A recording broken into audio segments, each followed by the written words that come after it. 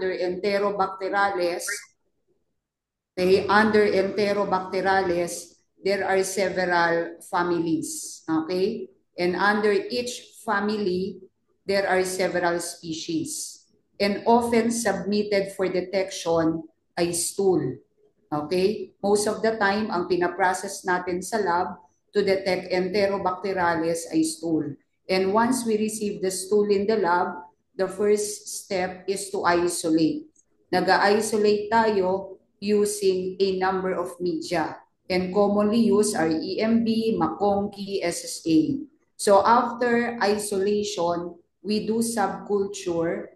And after subculture, we perform oxidase test, which is the screening test for Enterobacterales. Okay, lahat ng Enterobacterales, oxidase negative, except only for Plesiomonas shigelloides. So, after doing the screening, the next step is to perform series ng biochem. You have carbohydrate fermentation test, you have the carboxylase, you have the aminase, etc. Okay, all of these are carried out for the purpose of identifying, okay, the species or the genus na present sa specimen. Okay, so I am done with the media, I am done with the biochem.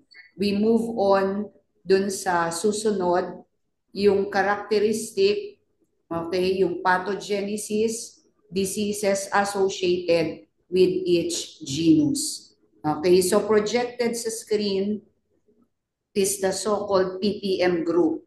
You have Proteus, Providentia, Morganella. And under the taxonomy, Proteus, Providentia, Morganella are all classified under family Morganellaceae.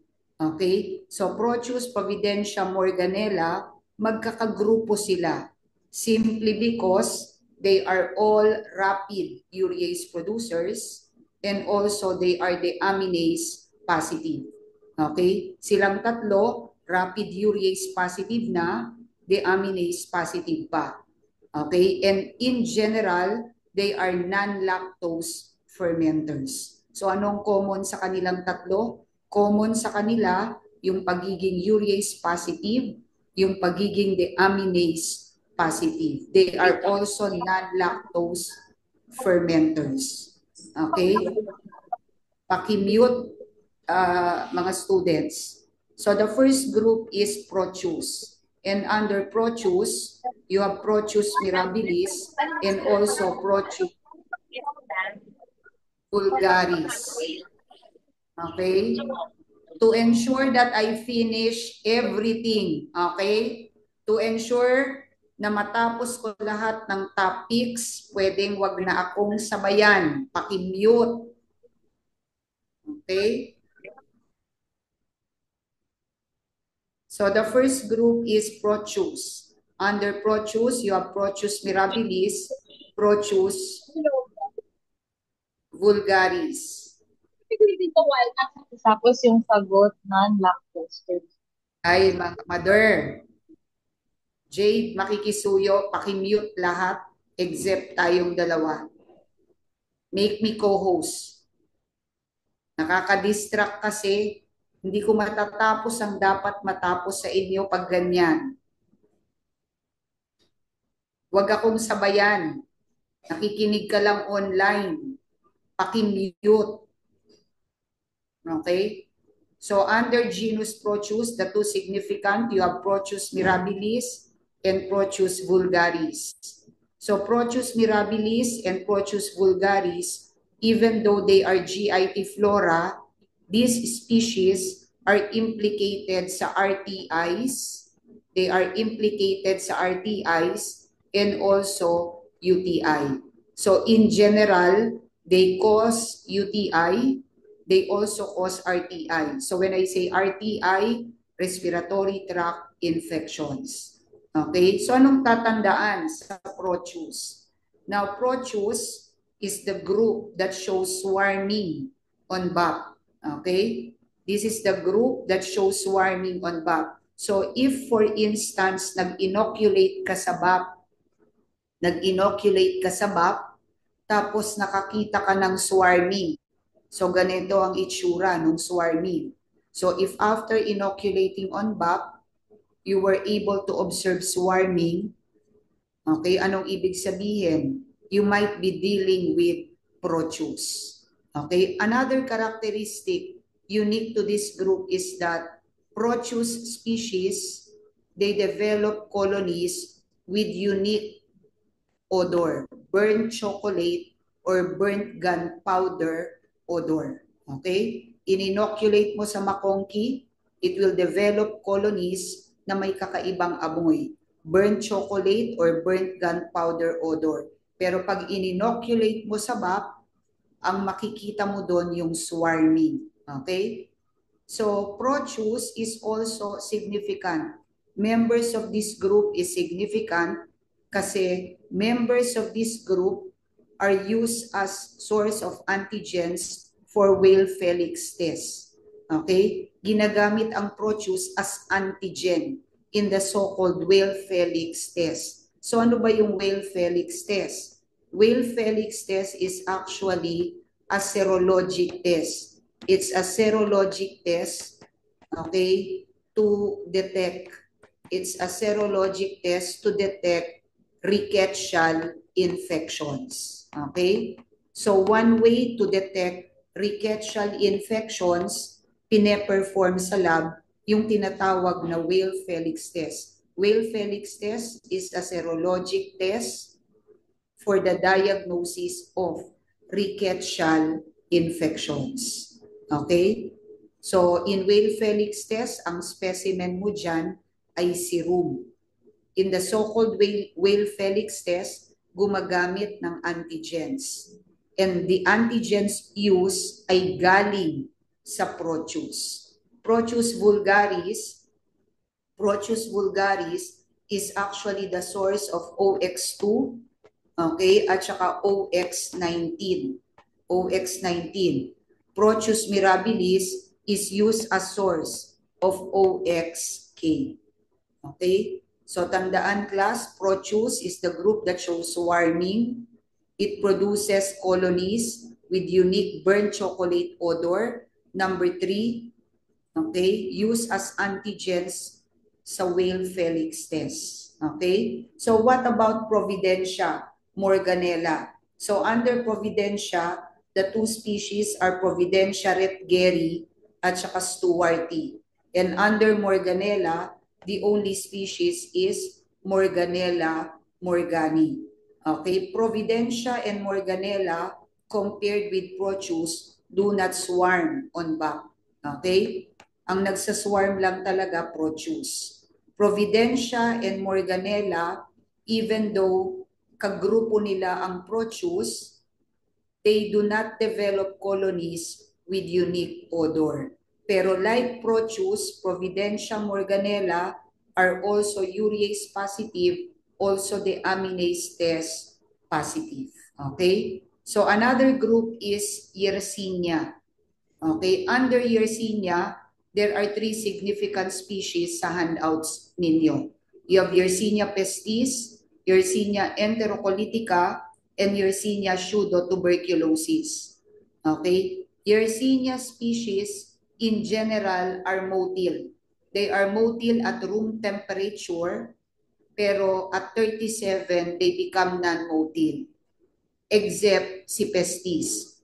Kasi si Yersinia pestis, whatever is the temperature, it is really non-motile. Okay? Si enterocolitica, si pseudotuberculosis, motile sila at room temperature. Pero they become non-motile at 37 degrees. Okay? Yersinia pseudotuberculosis is not usually encountered in the lab. This is not a frequent isolate in the lab.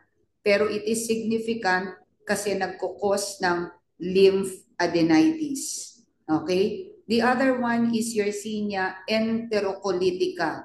And the reason why this organism was named as such, Yersinia enterocolitica was named as such kasi nagkukos ng enterocolitis wherein symptoms ay kapareho ng sa appendicitis. So say for example, you are the patient, meron kang appendicitis. I am the patient with enterocolitis. Okay, pareho tayo ng namamanifest. Pareho tayo ng nai-experience. Okay? Okay. In enterocolitis, patient may experience symptoms na parang appendicitis. And we call this as what? We call it as pseudo appendicular syndrome. We call it pseudo-appendicular syndrome. Kaya in one board exam, na tanong, okay, what organism or what genus can trigger pseudo-appendicular syndrome sa host? Okay, pinaganda lang yung term. When we say pseudo-appendicular, it is appendicitis-like symptoms. So, anong species yon? Si Yersinia enterocolitica. Compared with other Yersinia, enterocolitica is classified as a late lactose fermenter. Kasi yung dalawa, si Yersinia pestis, si Yersinia pseudotuberculosis, both are non-lactose fermenters. Okay? Enterocolitica is a late lactose fermenter. Okay, what else? It can tolerate cold enrichment together with Listeria. Kung matatandaan mo, si Listeria monocytogenes can also tolerate cold enrichment. Okay? Nakaka-tolerate ng cold enrichment. Ibig sabihin, enterocolitica can produce growth. Okay? Positive growth at 4 degrees Celsius. It can produce growth when incubated at 4 degrees. The reason why si enterocolitica is considered as a blood bag contaminant. This is a blood bag or blood product contaminant. Okay? Blood product or blood bag contaminant kasi it can tolerate malamig. It can tolerate 4 degrees Celsius. Okay? When inoculated on CIN, ano ba yung CIN? CIN is actually selective media. Walang ibang tutubo dyan, si Yersinia enterocolitica lang. Okay? Bakit selective? Sa pangalan pa lang ng media, di ba? Cefsulodin, Irgasan, Novobiocin. Okay? On CIN media, si Yersinia enterocolitica can develop bullseye appearing colonies. Okay, bullseye appearing colonies. Okay, ulitin ko, ang CIN ay selective media. Okay, selective for Yersinia enterocolitica. What makes it selective? Kasi may inhibitors. Ano ang inhibitors? Yung antibiotics. Cefsulodin, okay, Irgasan, Novobiocin. These are actually the inhibitors. So aside from the antibiotics, yung CIN, it also contains mannitol. Meron siyang mannitol and it has neutral red also. Meron ding neutral red. Okay, anong meron sa CIN? May antibiotics na nagsisilbing inhibitors, may mannitol, merong neutral red. So when we place enterocolitica sa CIN, it will develop bullseye appearing colonies. So when we say bullseye appearing, anong itsura nun? Si Yersinia enterocolitica will develop pink colonies with red center. Okay? With red center. Among the Enterobacterales, it's the only species that can develop such type of colony sa CIN media. Okay? So another group, you have Salmonella, Shigella. These are two different genera. Itong dalawa na to, magkaibang genus. Pero they are both intestinal pathogens. Okay? They are not normally found sa GIT. They are not normal flora.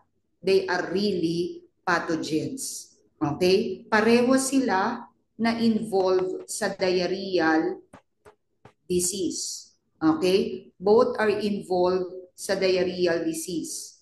They are spread via fecal oral route. So the usual mode of transmission, we get infected kadalasan via fecal oral route. So the first group is Shigella.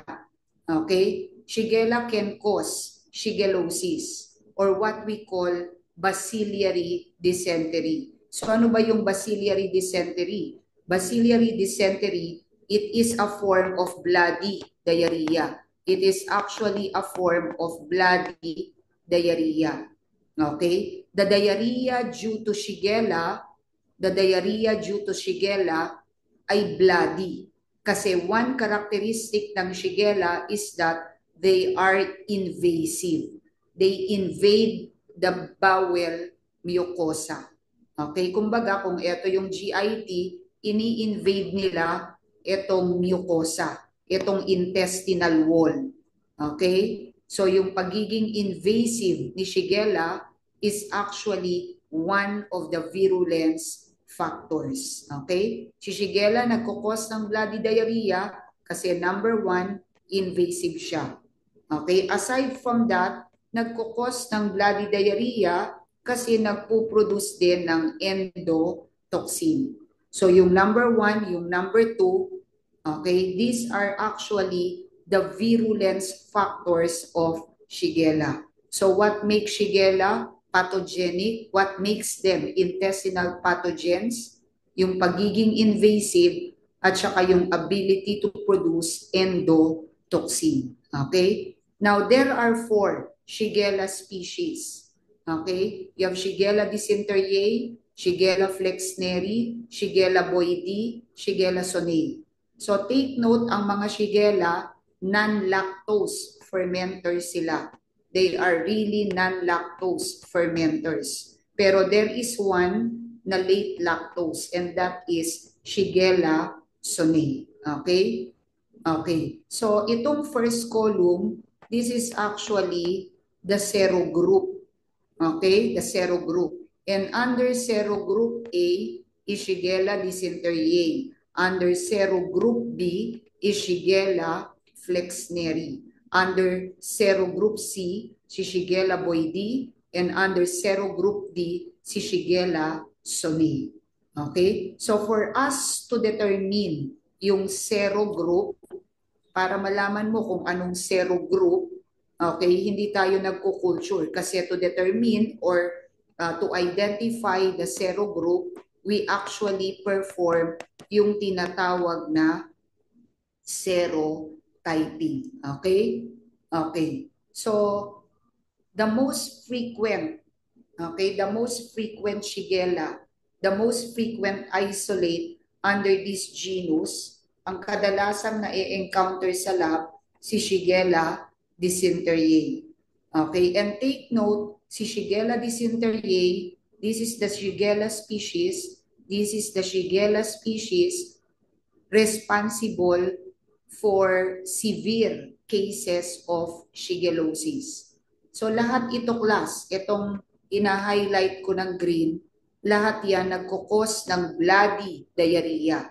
Pero the most severe is due to dysenteriae. Okay, causing the most severe shigellosis is dysenteriae. Why? Okay, ang nagkukos ng pinakamatindi na bloody diarrhea si Shigella dysenteriae. Why? Kasi number one, invasive siya. Number two, nagpuproduce siya ng endotoxin. However, in addition, nagpuproduce din siya ng neurotoxin. Okay? So among the Shigella, the one that produces neurotoxin in addition to the endotoxin ay si Shigella dysenteriae. Okay? Shigella dysenteriae. Okay, next. Another group, you have Salmonella.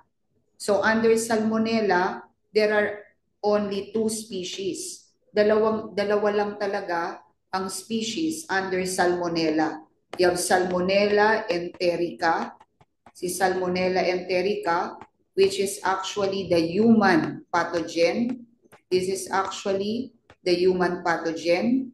The other one is Salmonella bongori. Bongori is animal pathogen. Animal pathogen. So dalawa lang talaga class ang species ng Salmonella, enterica and bongori. So pag na-encounter mo yung Salmonella typhi, Salmonella paratyphi, okay? Yung ibang Salmonella, those are merely serotypes. Lahat ng yon ay merely serotypes. Kasi dalawa lang talaga. Serotype ng ano? Serotype ni enterica. Naintindihan? Okay. So to isolate Salmonella class, anong media? Okay, to detect Salmonella, implicated ang Salmonella. Take note, this is not normal flora. Nagkukos yan ng maraming infections. And usually submitted nga for detection ay stool.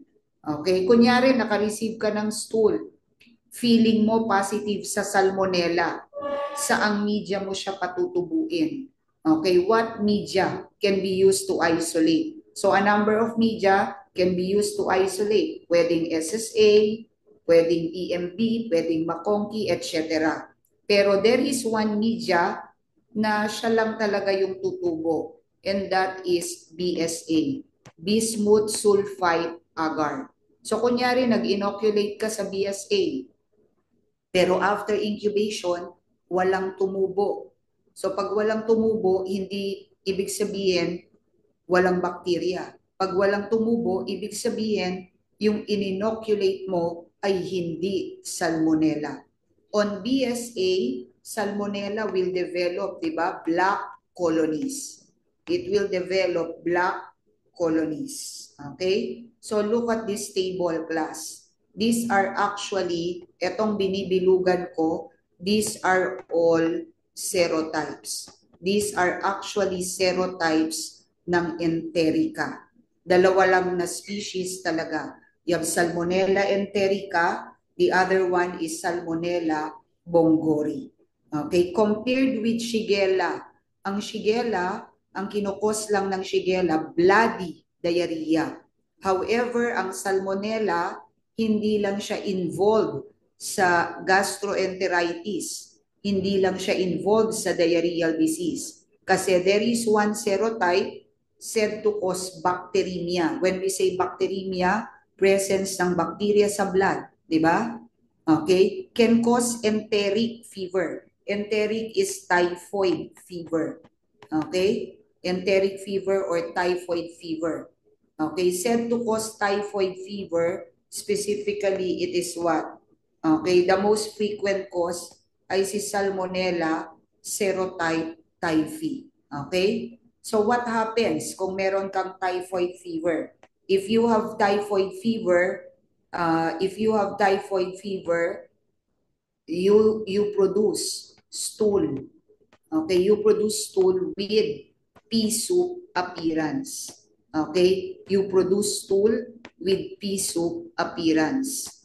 Okay, stool with pea soup appearance. Not only that, if you have typhoid fever, yung balat mo, para kang may rashes. You develop what we call rose spots on the skin. Rose spots sa skin. Okay? Okay. So take note, ang Shigella, ang kinukos lang bloody diarrhea, spread fecal oral. Pero ang Salmonella, marami siyang pwedeng i-cause. It can be agent of bacteremia, can be a cause of gastroenteritis, can also be a cause of enteric fever, or commonly known as typhoid fever. Okay? Commonly known as typhoid fever. Okay, so what are the differences between Salmonella, Shigella? Okay, kasi itong dalawa, dapat mong ma-differentiate. They need to be differentiated. There is a need to differentiate. Kasi pareho sila na intestinal pathogens, pareho sila ng mode of transmission. Okay? So what is unique sa bawat isa? Salmonella resembles, okay? Salmonella resembles Citrobacter, while Shigella resembles E. coli. Okay? As to motility, Salmonella is motile. It is H2S malonate positive. Okay? It is not invasive. It is not invasive. Kaya ang salmonella, tandaan mo, will never cause bloody diarrhea. Okay? Pag inoculate natin ang salmonella sa LIA, it will give K over K result. Sinade ko yung letter K. Palatandaan na ano class. Okay, sa LIA, anong result niya? K over K. Palatandaan na positive sa decarboxylase. Di ba? What about Shigella? Shigella is non-motile. It will give opposite reaction sa malonate. Okay? Tsaka sa H2S production. Pero ang Shigella, it is invasive. Kaya nga nagkukos ng bloody diarrhea. When inoculated sa LIA, it will give K over A result.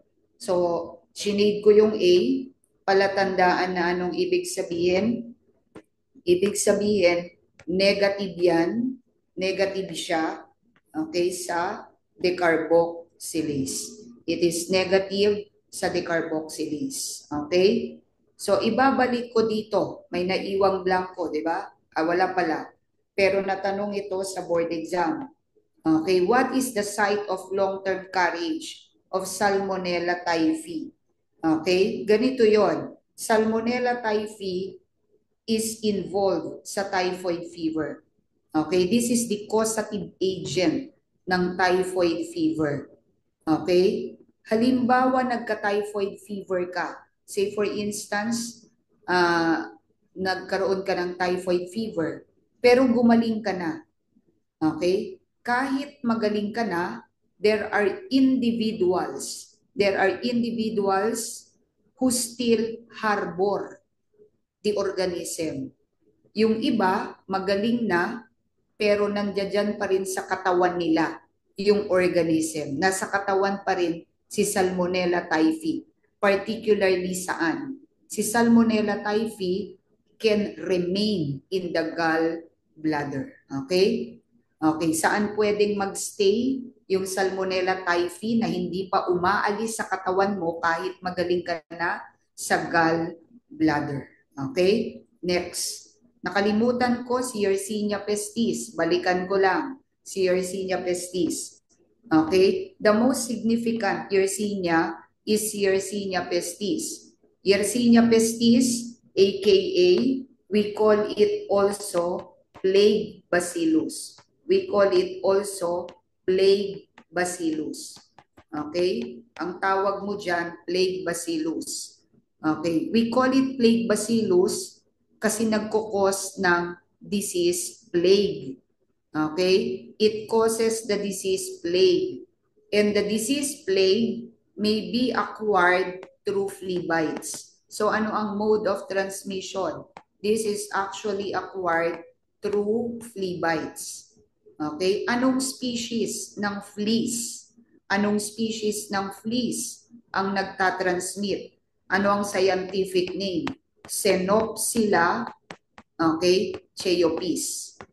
Okay? 2021 na board exam, okay, tinanong yon.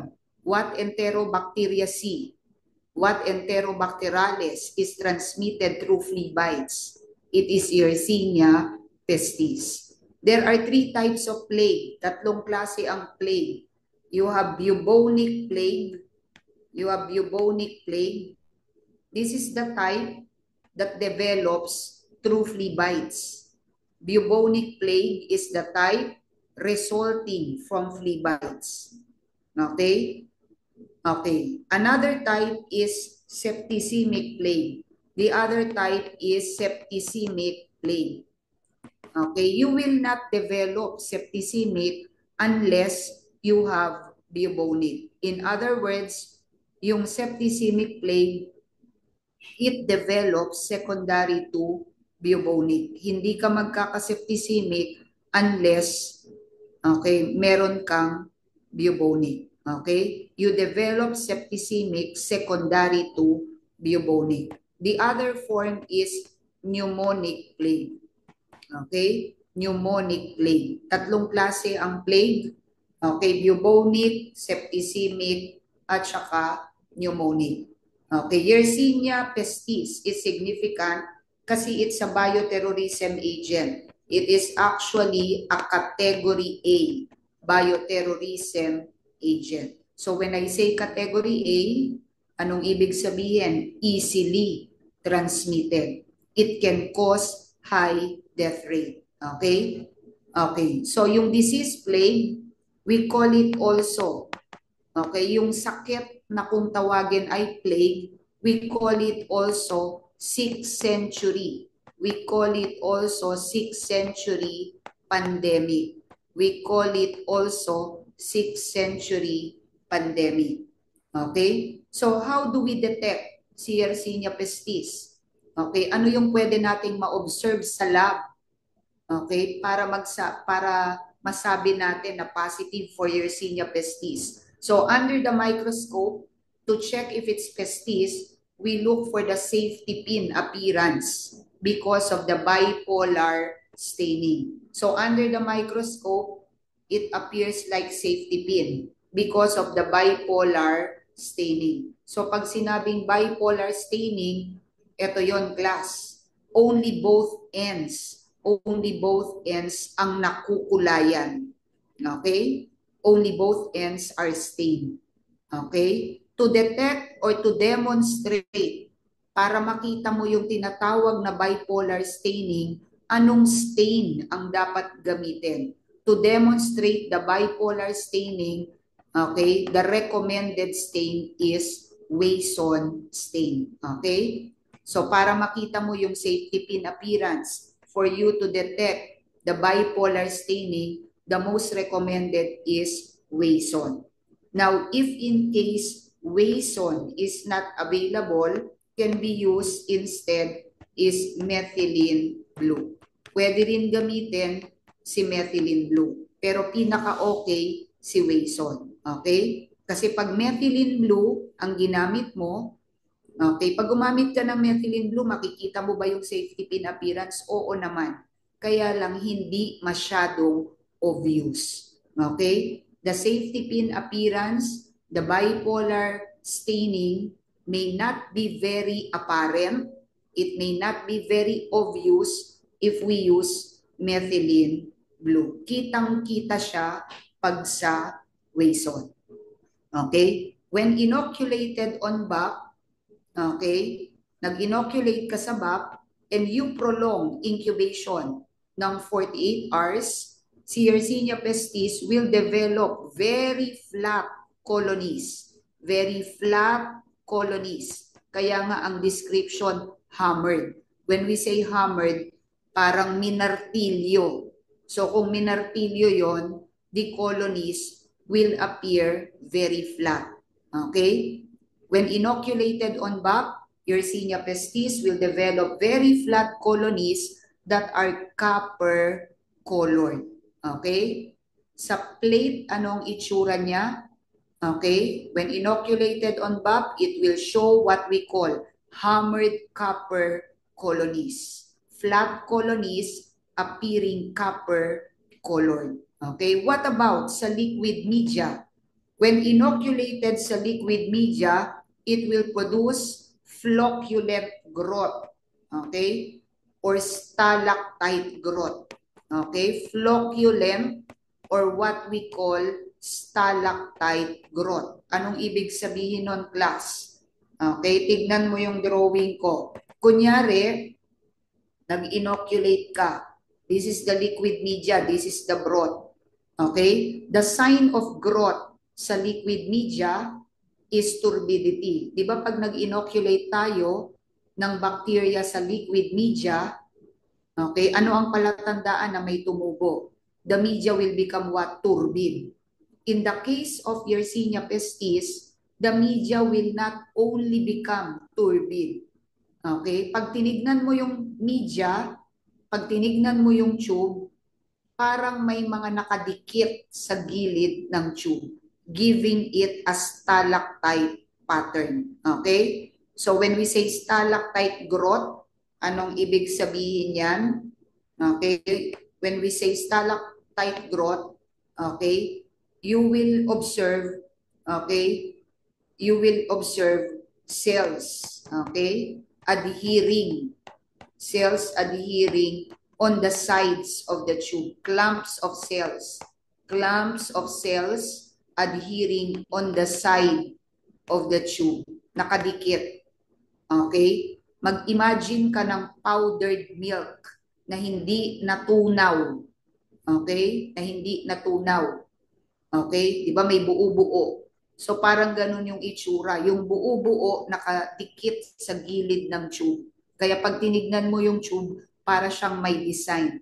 Stalactite growth. Okay? Stalactite growth sa liquid media, hammered copper on plated, specifically on back. Okay? Next. So, the last three, you have the rapid lactose. Sino-sino yung rapid lactose? So, binigay ko yung mnemonic, di ba? KEE o kaya EKE, whatever. You have Klebsiella, Escherichia, you have Enterobacter. Okay? So, number one is Enterobacter. So, under Enterobacter, maraming species. You have Enterobacter Gergoviae. Okay? Isulat ko rito, class. You have Enterobacter Gergoviae. Okay? You have Enterobacter Cloaceae, di ba? Okay? You have Enterobacter Taylori.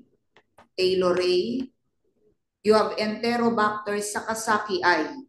Pero we do not call it Enterobacter Sakasakiae kasi we call it now Chronobacter Sakasakiae. Okay? Another species under Enterobacter ay si Enterobacter aerogenes. Si Enterobacter aerogenes. Kaya lang, lalagyan ko uli ng X kasi hindi na siya under Enterobacter. It is now under Klebsiella. Yung dating Enterobacter aerogenes, we call it now Enterobacter aerogenes. Okay? So under Enterobacter, maraming species. And the most frequent isolate is Enterobacter cloaceae. The most frequently encountered, the most predominant is cloaceae. Okay? Okay. Detection of this sa stool, usually hindi significant kasi GIT flora yan. Okay? Considered significant si Sakasakiae, si Chronobacter Sakasakiae, particularly sa mga babies. Kasi si Chronobacter Sakasakiae can cause, okay, it can cause necrotizing colitis. Okay, necrotizing colitis. When we say colitis, inflammation ng colon. Okay, usually due to consumption ng powdered infant milk formula. Okay? So what is unique kay Chronobacter? Chronobacter Sakasakiae is known to develop yellow pigment. It develops yellow pigment, okay, that becomes intense, lalong dumidilaw pag in-incubate natin at room temperature. The one that produces yellow pigment that becomes intense at room temperature is Chronobacter Sakasakiae. Okay, next. The genus Klebsiella. Okay, the other lactose fermenting group is Klebsiella. And under Klebsiella, it is not always Klebsiella pneumoniae. Okay, the most frequent isolate, of course, si Klebsiella pneumoniae. Usually encountered sa lab, si Klebsiella pneumoniae. And Klebsiella pneumoniae, we call it also Friedlander's bacillus. Okay, sa pangalan pa lang, di ba? Klebsiella pneumoniae, it is obviously a cause of pneumonia. Pero not only will it cause pneumonia, kasi take note, si Klebsiella pneumonia is also a cause of what? Klebsiella pneumonia pneumoniae is also a cause of UTI.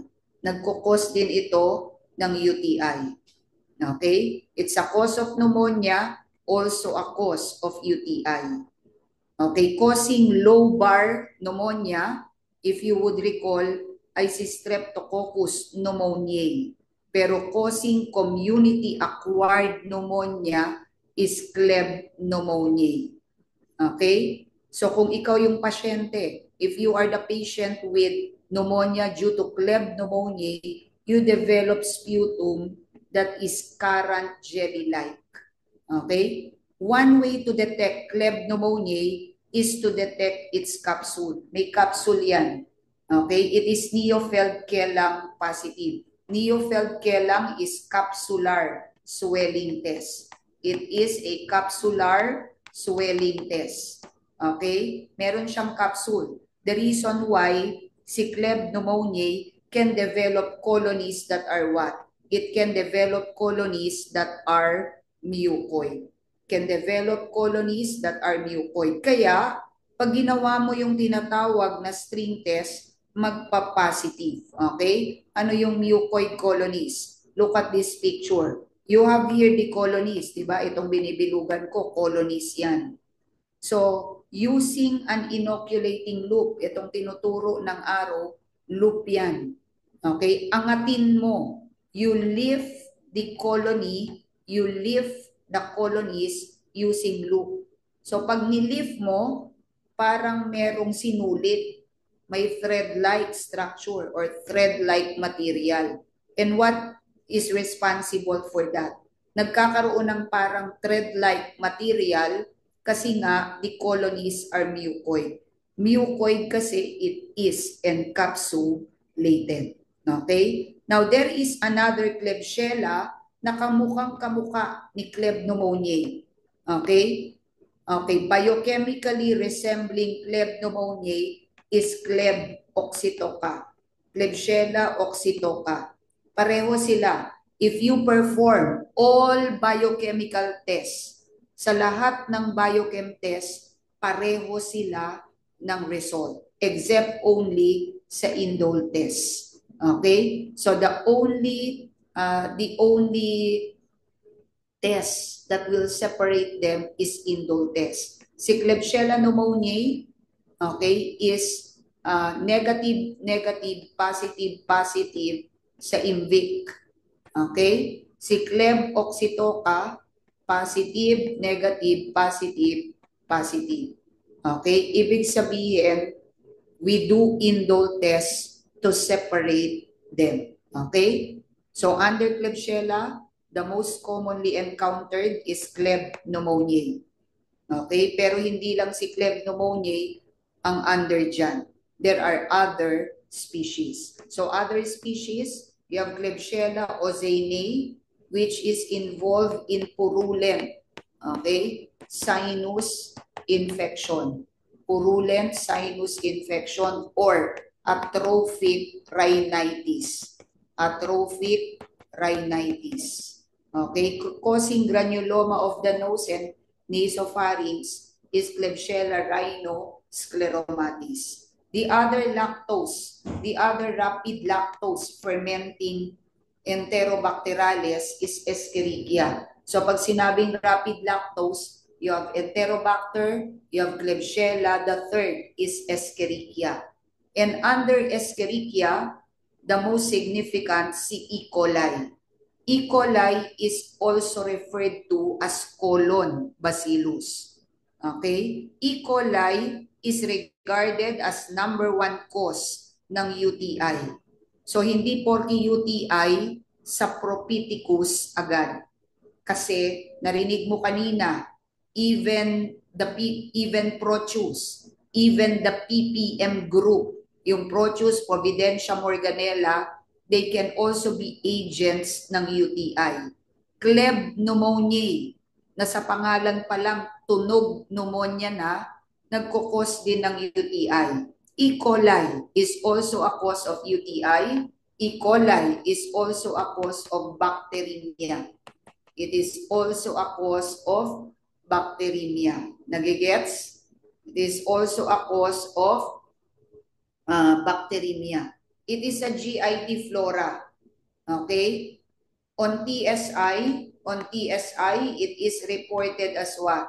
On TSI, it is reported as A over A. Pag nag-IMVIC ka, it will be reported positive, positive, negative, negative. Okay? Si E. coli, okay, si E. coli class is GIT flora. It is GIT flora, kaya it is found in normal stools. Found in normal stools. Kumbaga, pag stool culture tayo, magpa-positive talaga tayo sa E. coli.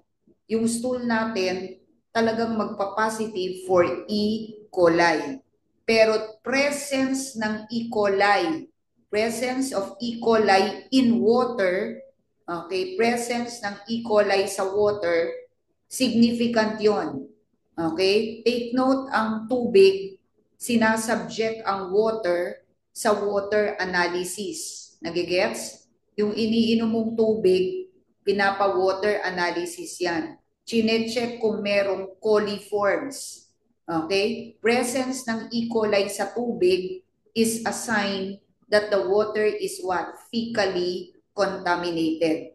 So whenever we do water analysis, part of testing is the detection of E. coli sa water. Okay? E. coli is used as marker of fecal contamination. It is actually a marker of fecal contamination.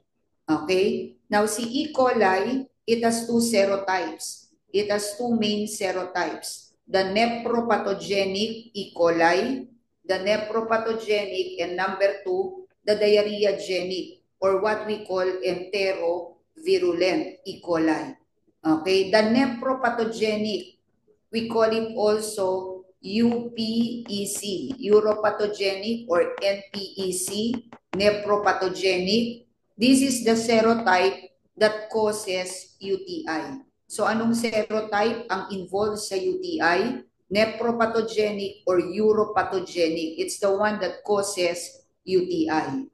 The other serotype, diarrheagenic, is the one involved sa severe diarrhea.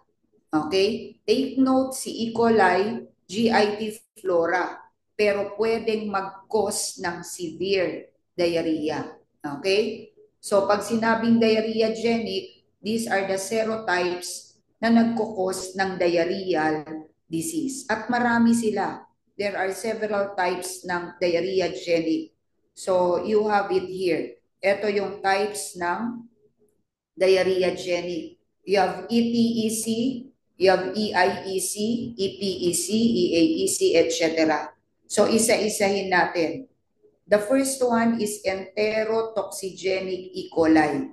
Okay, this serotype can cause severe, okay, this serotype can cause severe watery diarrhea that is cholera-like.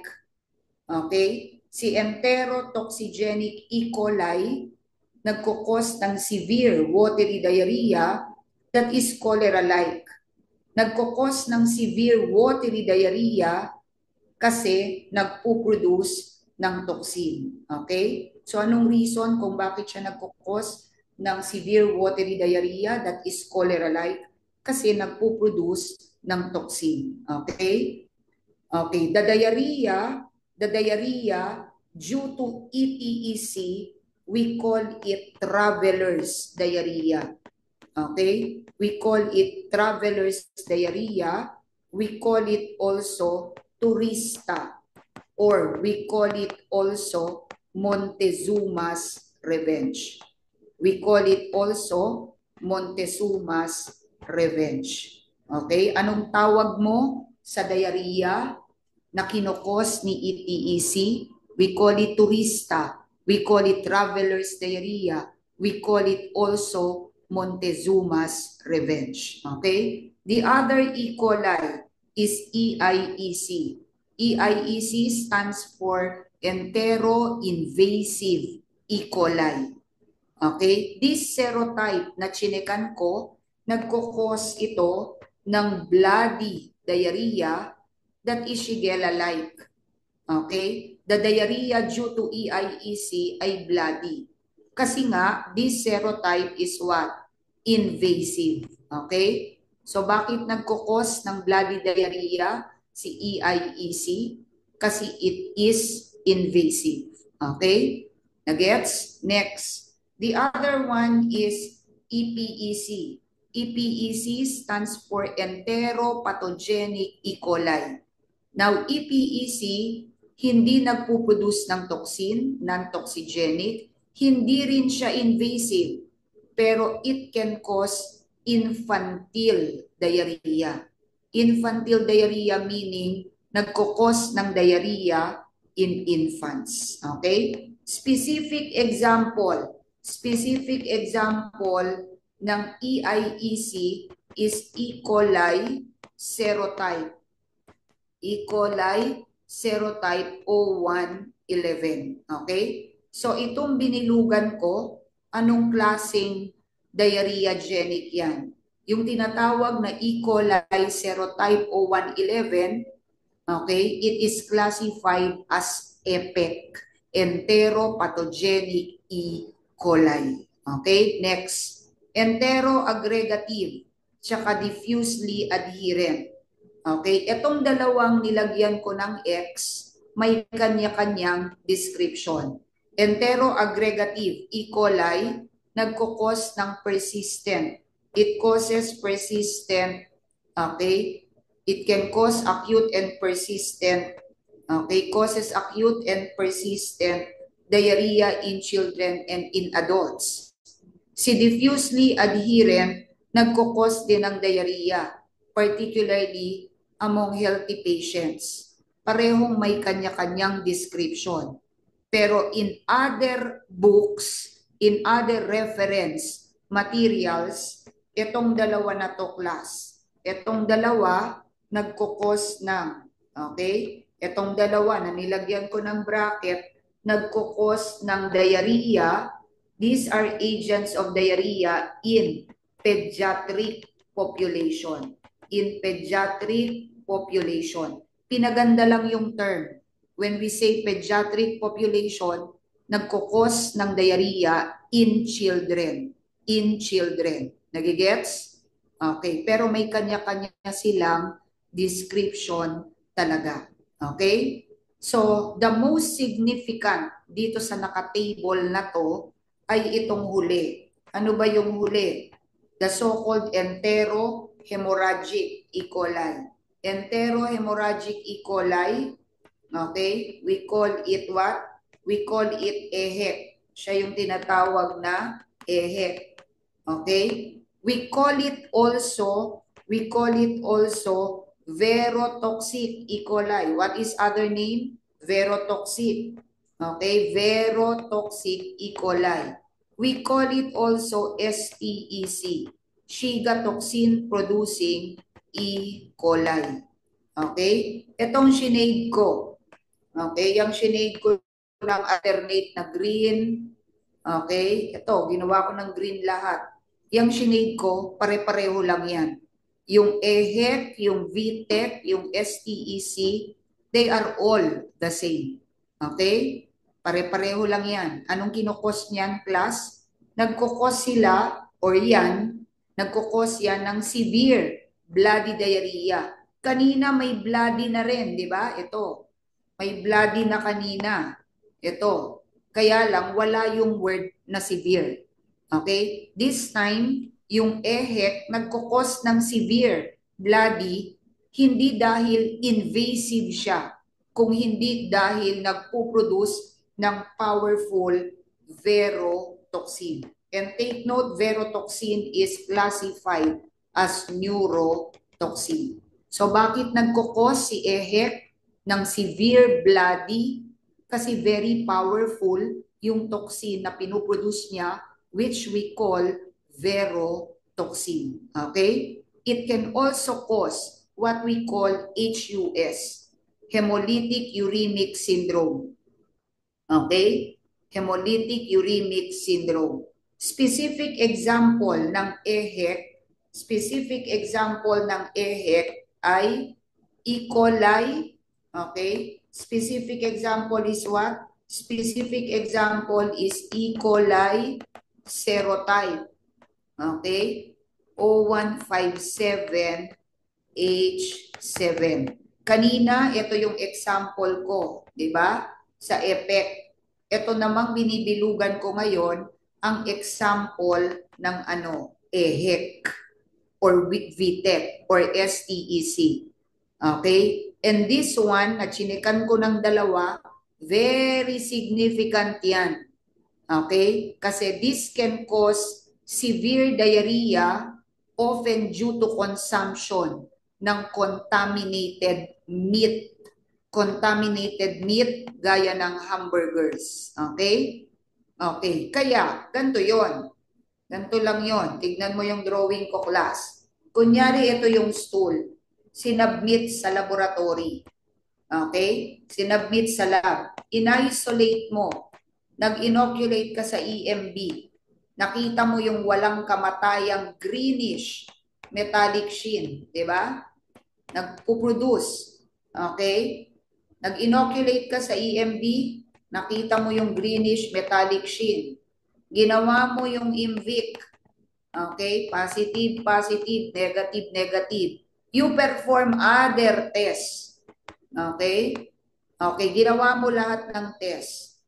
Okay? And after doing all the biochem, it's pointing to what? E. coli. Okay? E. coli. Kaso ang tanong, anong serotype ito? Okay? What serotype is this one? Okay? The most significant, CO157. Okay? To detect CO157, okay, to detect si E. coli O157H7, you need to perform additional procedure. Okay? Hindi enough na ginawa mo yung IMVIC, hindi enough na nag-inoculate ka sa PSI at nakita mo A over A. Hindi. Kasi to detect the O157, ano nga uli yung dalawa? Mag-isolate ka. I-inoculate mo sa sorbitol maconchi agar. Okay? Ano yung SMAC? Sorbitol maconchi agar. Okay? Pag in-inoculate mo si O157 sa SMAC, okay? Pag in-inoculate mo siya dyan, si O157 will develop colorless colonies. Okay? Colorless kasi negative siya sa sorbitol. Naintindihan ba? Okay? So this is one way to detect. Isolate sa SMAC. Or, number 2, you do what we call mag test na na-mention ko na sa recorded. If you do mag test, negative si O157. Okay? So, i-reiterate ko lang yung sorbitol, maconchi agar. Okay, ano ba yung sorbitol? Diba may tinatawag na maconchi agar? Anong pinagkaiba ni maconchi sa sorbitol, maconchi agar? Okay? Anong pinagkapareho? Anong pinagkaiba? Okay, ganito yon. Yung maconchi agar and sorbitol, parehong may inhibitor yan. Walang tutubong gram-positive dyan kasi may inhibitor. And one of the inhibitors, si crystal violet. Chinikan ko, ibig sabihin, si sorbitol, meron din siya niyan. Okay? Aside from that, maconchi and sorbitol parehong may pH indicator. Anong pH indicator sa MAC? Neutral red. So, ganun din sa sorbitol. May neutral red din. Okay, kaso pagdating sa carbohydrate, magkaiba. Yung ordinary maconchi, may lactose. Okay? Pero si sorbitol, take note, walang lactose kasi ang meron siya sorbitol. Okay? Pareho sila ng inhibitor, ng indicator, pero magkaiba sa carbohydrate. Okay? Kaya, hindi mo naman pinalitan yung tagbigay ng kulay. Diba? Neutral red. Kaya if you use McConkey, if you use sorbitol, pag positive, pink to purple. Pink to purple. Okay? Anong kulay ang negative? Colorless. Okay? Itong result na binibilugan ko ay para sa kanilang dalawa. Okay? Whether you use the McConkey or sorbitol, pareho lang ng kulay. Okay? Lactose positive, pink to purple. Sorbitol positive, pink to purple din. Okay? Lactose negative, colorless. Sorbitol negative ay colorless. Okay? So balik tayo kay O157. O157 is serotype of E. coli. Si O157 primarily ay E. coli. Ano bang katangian ng E. coli? E. coli, okay, regardless kung anong serotype, lactose positive. Kaya, inuulit ko, si E. coli O157H7, okay, this is lactose positive pero sorbitol negative. Nagigets? Sorbitol negative. What about the other serotypes? Other E. coli, lactose positive, okay? Sorbitol positive. Sino lang ang sorbitol negative? The only sorbitol negative ay si O157. Okay? Other serotypes ay sorbitol positive. Okay? Nagets? Okay. Punta tayo dito sa mga nakablangko. Okay? All E. coli serotypes are what? All E. coli serotypes. All E. coli serotypes are, okay, lactose positive. So on McConkey, all can develop pink to purple colonies.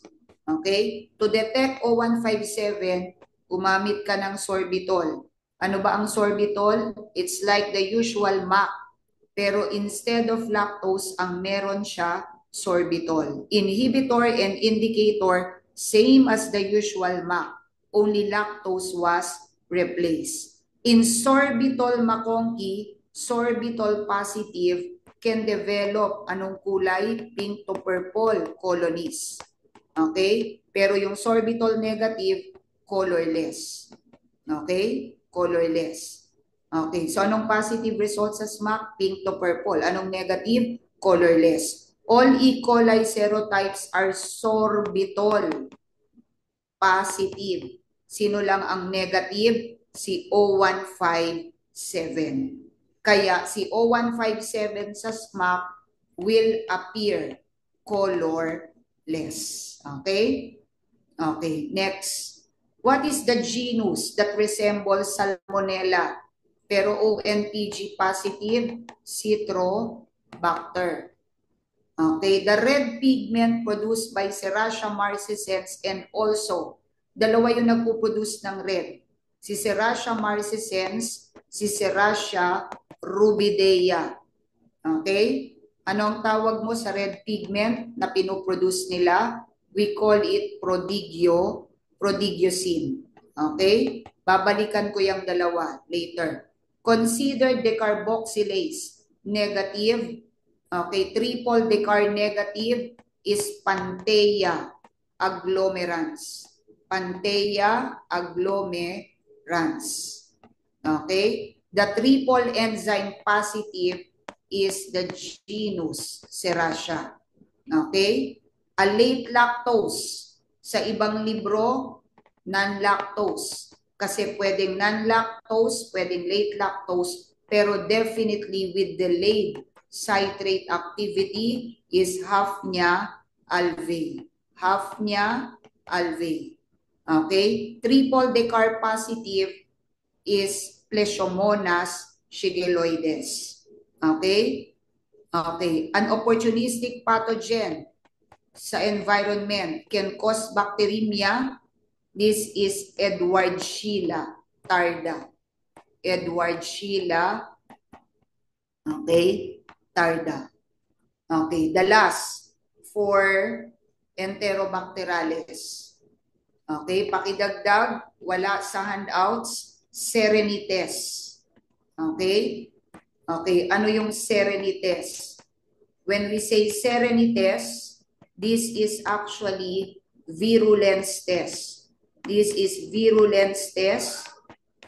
Okay? Virulence test for entero-invasive E. coli and also for Shigella. Okay? It is a virulence test for entero-invasive E. coli and also for Shigella. In Serenites, gumagamit ng test animal. Okay, it uses guinea pigs. Gumagamit ng guinea pigs. Ini-inoculate yung organism, yung culture suspension sa test animal. Okay? And we check the test animal for purulent conjunctivitis. Okay? Ano ang positive result? Purulent conjunctivitis. Okay? Inilalagay sa mata yung culture. Okay? When I say culture, ito yung organism suspected to be Shigella or EIEC. Okay? Padaliin natin para mas magets. Ipatak mo yung bakterya na feeling mo Shigella sa mata ng test animal. You wait for few days for the test animal to develop conjunctivitis. Kasi pag nag-develop ng conjunctivitis, yung nilagay mo sa mata ng test animal is really Shigella or entero-invasive E. coli. Okay? I am now done with Enterobacterales. Okay? Done na ako sa Enterobacterales. I will now proceed sa Vibrio. Okay? Okay. Okay, may tanong kayo. Thumbs up kung naiintindihan ang lahat ng mga kanina ko pa sinasabi. Thumbs up. Okay? Okay, so proceed tayo sa next. Okay? Proceed tayo, Vibrio. Okay, I will share screen now. Okay, other stool pathogens. Click lang.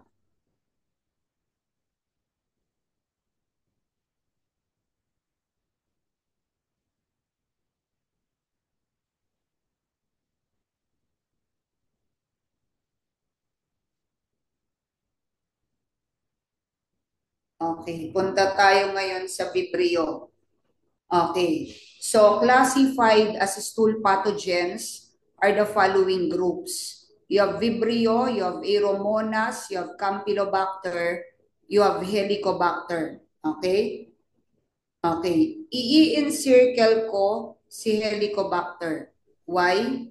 Kasi Helicobacter is the only group sa kanilang apat not involved sa diarrheal disease. Okay, take note, Helicobacter is not a cause. It's not an agent of diarrheal disease. Okay, so Vibrio, Aero, Campylo, Helicobacter are all stool pathogens. However, Helicobacter is not a cause of diarrheal disease. Okay, so the first group is Vibrio. Okay, under Vibrio, there are several species. Nakita mo naman, di ba? You have the different species dito. Okay? There are several species under Vibrio. And what are the characteristics? Vibrios are classified as gram-negative. They are facultative anaerobes, can live with or without air. Under the microscope, they appear coma-shaped rods. Biochemically, they are catalase positive. They are able to reduce nitrate to nitrite. They are oxidase test positive. Okay? Take note, yung oxidase test can serve as a screening test. Okay? This can serve as a screening test for genus Vibrio. This can serve as a screening test for genus Vibrio. In other words, kung nagpa-process ka ng stool na feeling mo positive sa Vibrio, okay, you check it with oxidase test. Kasi lahat ng Vibrio, oxidase positive except only for Vibrio Michnikov. Okay? Vibrio Michnikov is catalase, oxidase, nitrate, negative. Okay?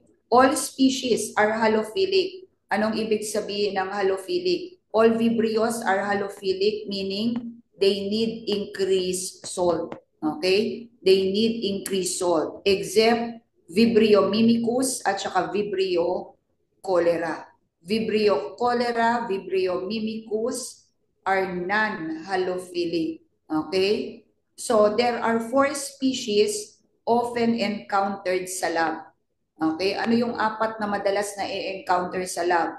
You have Vibrio cholera. Okay? You have Vibrio parahemolyticus, vulnificus, alginolyticus. Okay? Yan yung 4. Pero sa kanilang 4, ang pinaka-least na na-encounter sa lab ay si Vibrio alginolyticus. Okay? This is the least, okay, not often sa kanilang 4, least encountered sa lab, si alginolyticus. Okay? Many Vibrios are agents ng diarrhea. Karamihan nagkukos ng diarrhea often due to consumption ng contaminated seafoods. Okay? Like oysters. Okay? Karamihan nagkukos ng diarrhea due to consumption ng seafoods, in particular oysters. Okay? Pero hindi ko naman sinasabi na lahat yan nagkukos ng diarrhea. Kasi there are some that can cause bacteremia. Okay? There are some that can cause bacteremia. There are some that can cause wound infection. Nagigets? Pero primarily, ang Vibrio nagkukos ng diarrheal disease. Okay? Like Enterobacterales, like Enterobac, all Vibrios are glucose positive. All are glucose positive. Lahat ay glucose fermenters. Kaya take note, ang Vibrio are said to be fermentative. Fermenters din sila, gaya ng Enterobacterales. Okay? All Vibrios are glucose positive. All are lactose negative. Lahat sila non-lactose fermenter, except Vulnificus. Vulnificus is the only lactose fermenter. Okay? This is the only lactose fermenting Vibrio. Okay? So what is usually submitted to detect Vibrio? Kadalasan, ang specimen na sinasubmit for testing ay stool. Bakit stool? Kasi nga, the majority are agents ng diarrhea. Okay? If stool cannot be collected, may be submitted instead ay rectal swab. Okay? Now, for the detection of Vibrio, can be used as transport media. Okay? Can be used as transport media is Kerry-Blair media. Okay? Ano ang hindi pwede na transport media? The buffered, okay? Okay, the buffered glycerol saline. Okay, time per, sandali. Glycerol, okay, ano ang hindi pwede? Ano ang hindi pwede as transport media? Kasi toxic. The glycerol buffered saline. Kasi this is toxic sa Vibrio. Okay? Can be used as enrichment media is APW. APW is alkaline peptone water. Alkaline peptone water. Okay? Kunyari naka-receive ka ng stool. Tignan mo yung drawing ko. Okay? Kunyari naka-receive ka ng stool sa lab. Suspected to be positive for Vibrio. Okay? Pag dumating yan sa lab, patubuin mo sa TCBS. TCBS is isolation media. Okay? I-inoculate mo dyan. This is one option. Or, pwede rin ganito ang gawin mo. Pwede rin ganito. Before mo ilagay sa TCBS, yung stool, ilagay mo muna sa APW, enrichment media. I-inoculate mo sa APW. So after incubation, okay, magiging turbid yung APW. Yung growth sa APW, yun yung i-inoculate mo naman sa TCBS. Dalawang paraan. Okay, ano yung unang paraan? Directly inoculate stool on TCBS, or before you place it on TCBS, padaanin mo muna sa APW. Okay, ano ang purpose ng APW? Para paramihin yung bacteria, to increase the bacterial yield and also to enhance growth. Okay? To isolate, ano ang ginagamit? We use TCBS. Okay? So TCBS, uninoculated, it is green. Anong kulay itong media na to pag wala ka pang tinatanim? Kulay green. Okay? What is the fermentable carbohydrate sa TCBS? Yung TCBS, meron siyang sucrose. Okay, what else? Ano ang pinaka-inhibitor dito? Okay, may tutubo ba na iba sa TCBS? Wala. Kasi because of the high salt concentration. Ano ang pinaka-inhibitor sa TCBS? The high salt concentration. Nagets? Ano ang carbohydrate? Sucrose. Ano ang indicators? What are the indicators sa TCBS? The indicators in TCBS, the pH indicators are bromthymol blue, and also thymol blue. Bromthymol blue and thymol blue. Anong kulay ang media pag wala ka pang ini-inoculate? Green. Okay? Kunyari nag-inoculate ka na, ano ang result, class? Okay? TCBS is a selective differential media. Bakit selective differential? Kasi ang tutubo lang dyan, Vibrio. Pag may tumubo, we can categorize if it is sucrose fermenter or non-sucrose fermenter. Okay? Sucrose positive will develop yellow colonies. Okay? The non-sucrose, green. Okay? Kunyari, nag-inoculate ka sa TCBS and after incubation, green colonies sa develop, ibig sabihin, non-sucrose fermenter. Okay? Pag dilaw ang colonies, ibig sabihin, sucrose fermenter. Okay? Nagigets? Okay. The most significant, one of the significant, si Vibrio cholera. Okay? Vibrio cholera was named as such kasi it is the causative agent of the disease cholera. Okay? This is the bacteria that causes the disease cholera. So ano ba yung cholera? Cholera is actually a diarrheal disease. It is a diarrheal disease characterized by the production. Cholera is a diarrheal disease characterized by the production of rice watery stool. Rice watery stool. Ano ang consistency? What is the consistency of stool in cholera? Rice watery.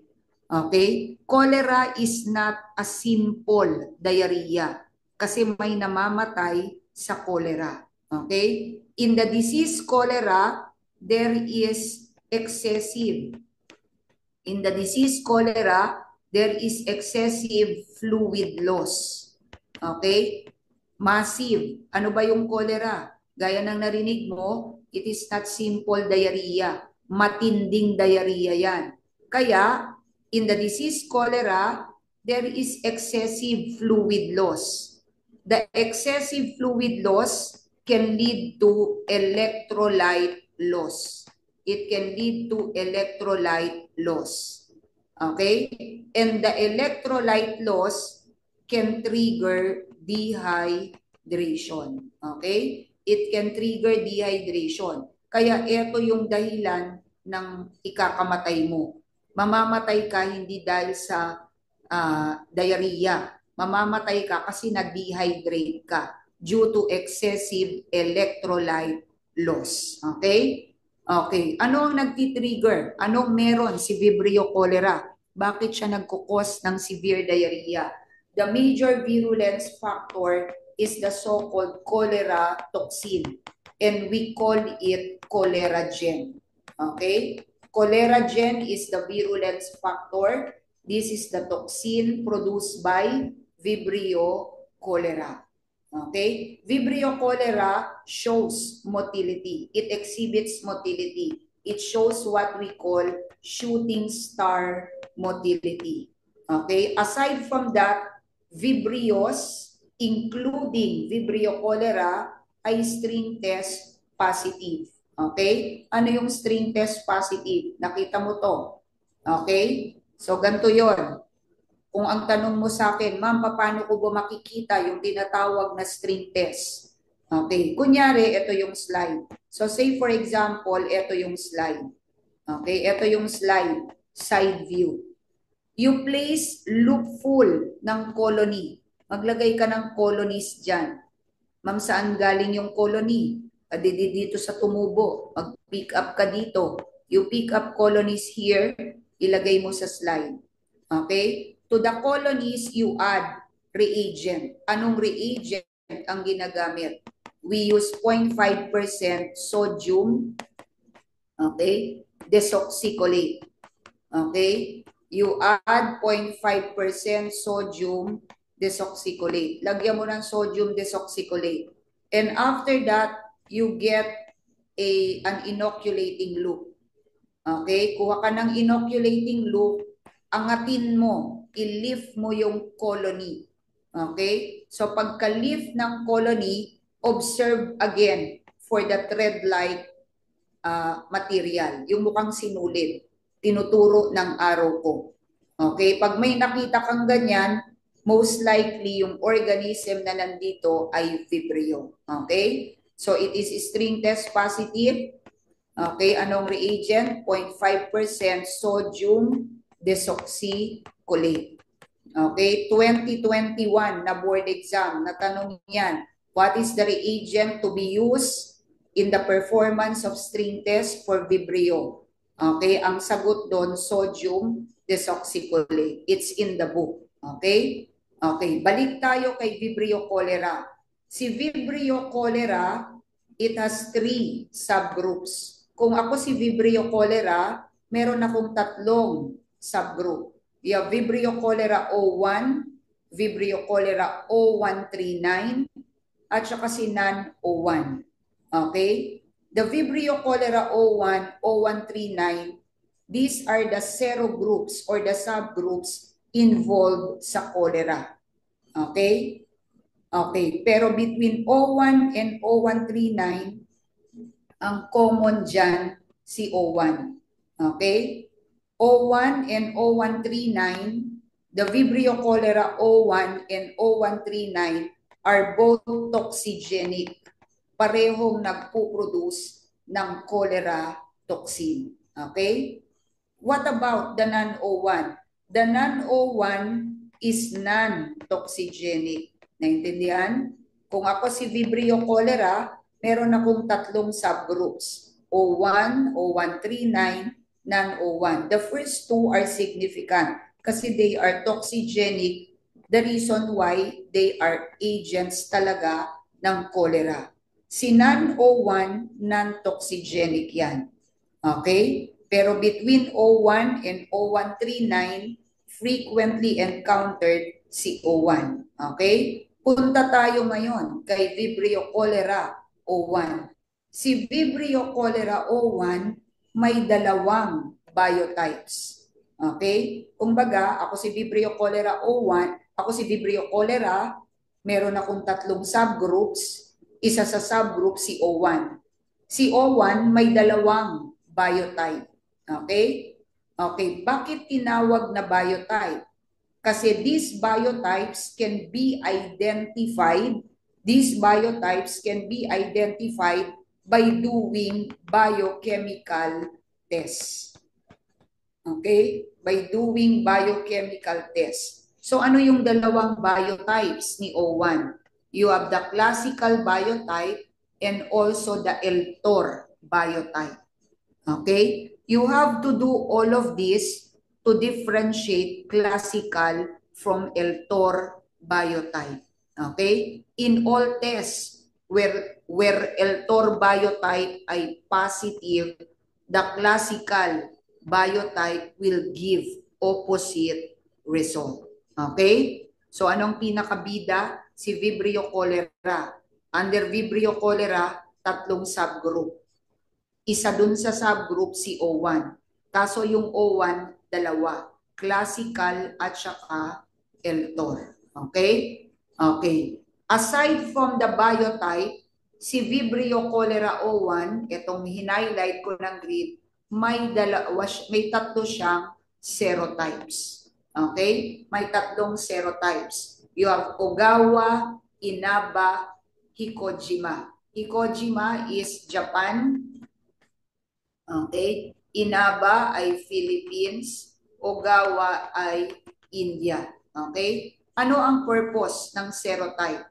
Okay? Sa laboratory class, do we need to identify the serotype? Anong specimen natin class? Stool. Pag prinases mo ba yung stool at na-detect mo ang Vibrio, is there a need to detect classical and Eltor? Is there a need to detect the serotype? Is there a need to detect the subgroup? Hindi. Kasi sa laboratory, what we do is to detect only presence ni Vibrio cholera, period. Routine in the lab, we detect only presence ng Vibrio cholera, period. Period. No more, no less. Hindi kailangang i-detect ang subgroup, hindi kailangang i-detect ang serotype, hindi kailangang i-detect ang biotype. Pero they are all significant. The serotypes are usually identified, okay?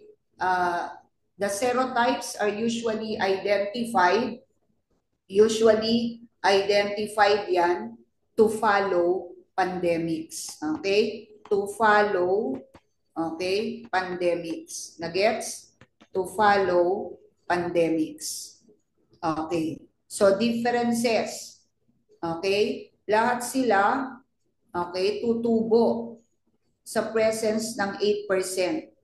Okay? Lahat yan ay tutubo class. Okay? I'm verse. Ayan, ayaw mabura. Okay? Naghihingalo na yung pen. Malulobat na. Okay. Okay. Lahat sila tutubo sa sodium chloride. Okay? Lahat yan tutubo sa presence ng 8%. Okay? Pag ginawa mo yung oxidase, which is screening, positive, except for Michnikov. Okay. Vibrio mimicus. Okay, ano ba yan? Nalobat na. Vibrio mimicus. Okay, Vibrio mimicus. Vibrio vulnificus. Parahemolyticus. Ito, vulnificus. Okay. At saka si mimicus. Ang mnemonic ay MVP. Si MVP, green sa TCBS. Okay, green sa TCBS. All the rest ay yellow. Nagets? Okay, sino-sino ano yung MVP? These are all sucrose negative. Lahat ito ay sucrose negative. Okay? All are sucrose negative. All are sucrose positive except Vibrio mimicus, vulnificus, at saka parahemolyticus. Okay? Additional info. Okay, time first. Okay, so I will stop here kasi ayaw na sumulat tong 10. Okay? I will finish the recording. I will send the recording, okay, mamayang gabi or until tomorrow. Okay? Nagets? So, hanggang dito lang, okay? I-record ko yung remaining. Ayaw nang sumulat ng 10. Pinatitigil na ako, Charla. Okay? Nagets ba? Naintindihan? Ay, mga mother, sumagot kayo dyan. Okay. O, sige na. Kumain na kayo. Okay? Salamat. Kung sino ang nag-record, share it sa akin. Pag